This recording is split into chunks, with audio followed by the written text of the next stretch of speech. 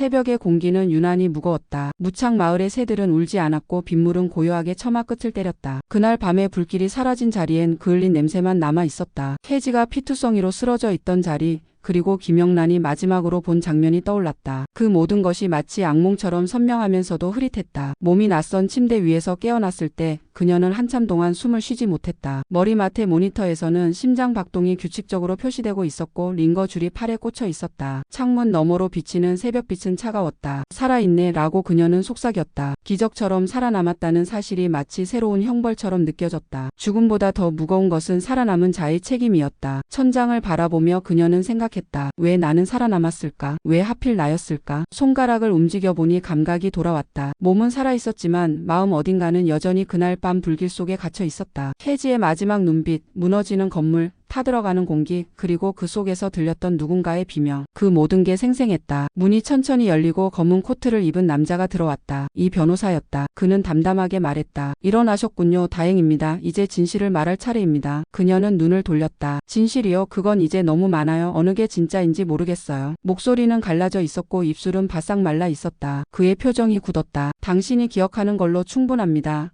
모두가 믿을 수 있는 이야기가 필요하니까요. 그는 창문 쪽으로 다가가 블라인드를 내렸다. 밝은 빛이 차단되자 방 안은 더욱 침울해졌다. 영란은 천천히 몸을 일으켰다. 온몸이 쑤셨다. 갈비뼈 어딘가가 금이 간 것 같았고 목에는 화상 자국이 욱신거렸다. 그 시각 서울의 또 다른 병실에서는 백혜지가 여전히 산소 마스크를 쓴 채 누워 있었다. 심장 박동기의 규칙적인 소리가 마치 세상의 마지막 시계처럼 들렸다. 동민은 그 옆에서 하루 종일 앉아 있었다. 그의 눈가는 핏발이 서 있었고 손은 혜지의 차가운 손을 꼭 잡고 있었다. 그는 문득 혜지의 손을 쓰다듬으며 말했다. 이제 됐어. 이번엔 내가 버틸게. 내가 깨어날 때까지 절대 떠나지 않을게. 그녀의 손끝이 아주 미세하게 움직였다. 눈꺼풀은 여전히 닫혀 있었지만 마치 가야 해 라고 말하는 듯 했다. 동민은 그 작은 움직임을 놓치지 않았다. 의사를 불러야 하나 망설였지만 그는 그저 그녀의 손을 더 세게 잡았다. 혜지야, 나한테 돌아와 제발. 그의 목소리는 떨렸다. 며칠 후 서울 도심 한복판에 수십 대의 카메라가 모였다. 기자들은 긴장된 표정으로 플래시를 눌렀다. 공기는 긴장감으로 가득했고 사람들의 웅성거림이 홀 안을 가득 채웠다. 그리고 그 무대 위로 하얀 블라우스를 입은 한 여자가 걸어 나왔다. 김영란이었다. 눈가엔 붕대 자국이 남아 있었고 목에는 화상 자국이 희미하게 번져 있었다. 그녀는 마이크 앞에서 잠시 숨을 고르고 천천히 입을 열었다. 저는 김영란입니다. 순간 기자석이 술렁였다. 휴대폰을 꺼내는 소리, 카메라 셔터가 터지는 소리,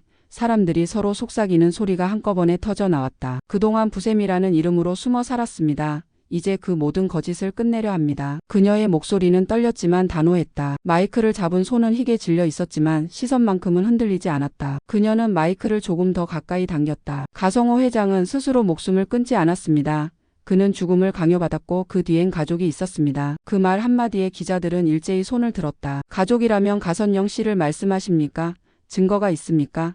당신의 말은 허위로 밝혀질 경우 명예훼손으로 고소당할 수 있습니다. 질문들이 폭풍처럼 쏟아졌다. 영란은 고개를 들었다. 증거요. 그날의 영상을 제가 갖고 있습니다. 순간 모든 플래시가 터졌다. 세상이 한순간 멈춘 듯 조용했다. 그녀의 목소리만이 울렸다. 그 영상엔 제가 본 모든 진실이 담겨 있습니다. 가성호 회장이 죽기 직전 남긴 말, 그를 압박했던 사람들, 그리고 그날 밤 무슨 일이 있었는지 모두 기록되어 있습니다. 카메라 플래시가 계속 터졌다. 영란은 눈을 감았다. 빛이 너무 강렬했다. 마치 심판대의 선거 같았다. 하지만 그녀는 알고 있었다. 진짜 심판은 이제부터 시작이라는 것을. 가선영의 사무실에서는 한 여자가 붉은 와인을 마시며 TV 화면을 바라보고 있었다. 김영란의 얼굴이 비칠 때마다 그녀는 잔을 기울였다. 살아있었네. 역시 그 아이는 쉽게 죽지 않아. 그녀의 입꼬리가 천천히 올라갔다. 비서가 급히 들어왔다. 회장님, 기자회견 영상이 모든 채널에 송출 중입니다.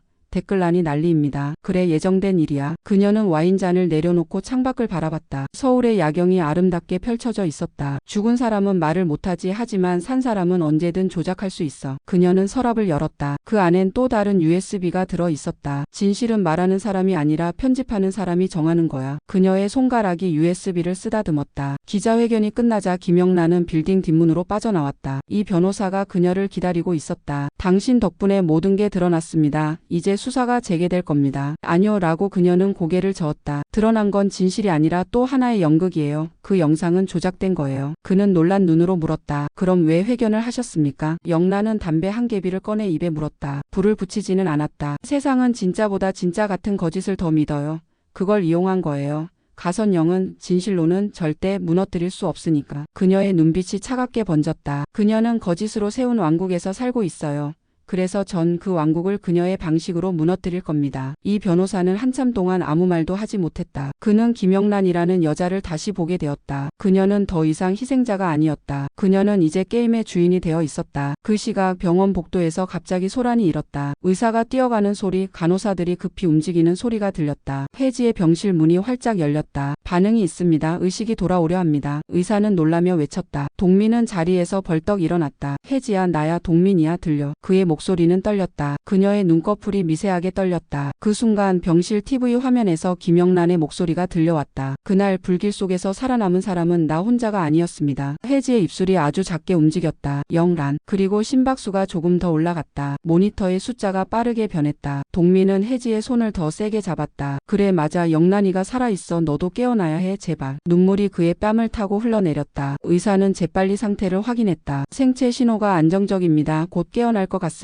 간호사들이 분주하게 움직였다. 그날 밤 서울 한 고급 빌딩의 계단 아래에서 가선영이 피투성이로 쓰러져 있었다. 손목엔 유리 조각이 박혀 있었고 입가엔 이상한 미소가 번져 있었다. 경찰들이 테이프를 치며 웅성거렸다. 자살인지 타살인지 불분명합니다. 현장에 다른 흔적은 없습니다. 감식 반원들이 카메라로 현장을 촬영했다. 이돈이 도착했다. 그는 무언가를 품에서 꺼내 경찰에게 건넸다. 가성호 회장 사망 사건 내부 녹취록입니다. 그 안에는 녹음된 목소리가 있었다. 그 아이를 없애. 진실은 우리가 정하는 거야. 그 목소리는 분명 가선영이었다. 경찰은 USB를 받아들고 이돈을 바라봤다. 이걸 어디서 구하셨습니까? 이돈은 대답하지 않았다. 그는 쓰러진 가선영을 내려다봤다. 그녀의 눈은 반쯤 떠져 있었고 동공은 흐릿했다. 죽어가는 사람의 눈이었다. 하지만 그 입가의 미소는 여전했다. 마치 마지막까지 무언가를 숨기고 있는 것처럼. 무창 마을의 아침은 평소와 다를 바 없었다. 햇살은 따뜻했고 아이들은 유치원 마당에서 웃고 있었다. 영란은 조용히 아이들 사이를 거닐며 말했다. 얘들아, 오늘은 엄마에 대해 이야기해볼까? 아이들이 고개를 끄덕였다. 선생님, 엄마 이야기요. 한 아이가 손을 들었다. 엄마는 어떤 존재일까? 영란이 물었다. 사랑해주는 사람이요. 한 아이가 말했다. 밥해주는 사람이요. 다른 아이가 덧붙였다. 화내는 사람. 한 아이가 장난스럽게 말하자 아이들이 웃었다. 영란은 미소를 지었다. 그래, 맞아. 엄마는 그런 사람이야.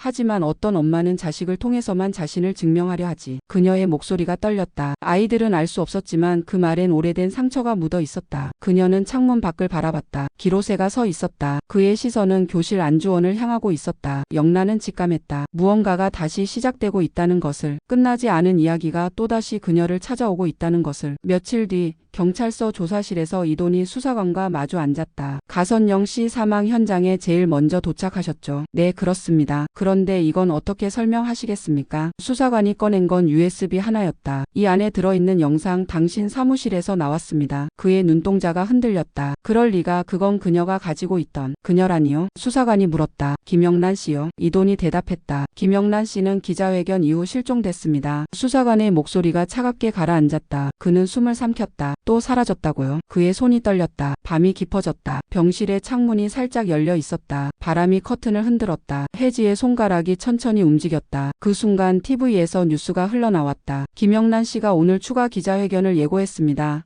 이번엔 더 충격적인 증언을 공개하겠다고 밝혔습니다. 그녀의 눈꺼풀이 천천히 떨렸다. 그리고 희미한 목소리가 새어나왔다. 영란. 그 한마디에 기계의 모니터가 깜빡였다. 숫자들이 빠르게 변했다. 동민은 잠든 채 그녀의 손을 잡고 있었다. 그는 그 작은 변화를 느끼지 못했다. 서울의 한 옥상에서 김영란은 어두운 하늘 아래 서 있었다. 휴대폰을 귀에 댄 채 낮은 목소리로 말했다. 다 끝났어요. 이제 아무도 남지 않았어요. 이 변호사의 목소리가 들려왔다. 아니요, 아직 하나 남았죠. 누구요? 영란이 물었다. 가성호 회장. 그분은 죽지 않았습니다. 그녀의 손이 떨렸다. 그럴 리가. 내가 직접 봤어요. 그날의 영상 마지막 장면을 보세요. 그분이 당신을 부릅니다. 전화기 너머에서 낯선 목소리가 들려왔다. 영란아, 내가 날 죽였니? 그 목소리는 분명 가성호였다. 하지만 어떻게 그는 죽었는데? 그녀의 손에서 휴대폰이 떨어졌다. 바닥에 부딪히는 소리가 옥상에 울려 퍼졌다. 비가 내리기 시작했다. 붉은 스카프가 바람에 날렸다. 그녀는 천천히 눈을 감았다. 빗물이 얼굴을 타고 흘러내렸다. 눈물인지 비인지 구분할 수 없었다. 진실은 하나가 아니다. 어떤 진실은 입을 다물고 어떤 진실은 거짓을 덮는다. 그리고 어떤 진실은 사랑의 얼굴을 하고 있다. 그녀의 목소리가 바람을 타고 흘렀다. 이제 내가 심판할 차례야. 그녀는 옥상 난간에 손을 올렸다. 서울의 불빛들이 아래로 펼쳐져 있었다. 얼마나 많은 사람들이 저 불빛 속에서 속에서 거짓을 살고 있을까? 얼마나 많은 진실들이 어둠 속에 묻혀 있을까? 그녀는 생각했다. 나는 무엇을 위해 살아남았을까? 복수를 위해서일까? 진실을 위해서일까? 아니면 단지 살아있다는 것을 증명하기 위해서일까? 바람이 더 세게 불었다. 그녀의 머리카락이 흩날렸다. 휴대폰은 여전히 바닥에 떨어져 있었고 화면은 깨져 있었다. 하지만 그 안에서 여전히 목소리가 들려왔다. 영란아, 영란아. 가성호의 목소리였다. 그녀는 고개를 돌렸다. 그리고 천천히 옥상 문을 향해 걸어갔다. 이야기는 아직 끝나지 않았다. 어쩌면 영원히 끝나지 않을지도 몰랐다. 진실과 거짓이 뒤엉킨 세상에서 그녀는 이제 심판자가 되어 있었다. 살아남은 자의 특권이자 저주였다.